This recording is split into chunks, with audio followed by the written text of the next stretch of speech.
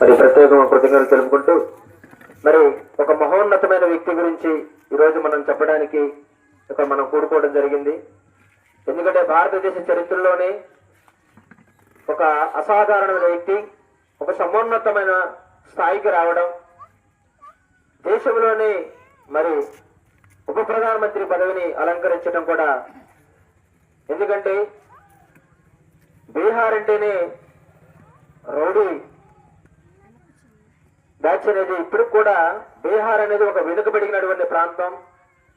మరి బందిపోటు దొంగలు ఉన్నటువంటి ఒక ప్రాంతం నుంచి ఒక ఆనిముత్యం లాగా మరికి ఒక వజ్రపు కిరీటం లాగా మరి ఒక స్థాయికి రావడం అనేది, ఎందుకంటే అనగారినటువంటి వర్గం నుంచి అప్పుడు చదువుకోవడానికి అవకాశాలు లేనటువంటి స్థాయి నుంచి బడికి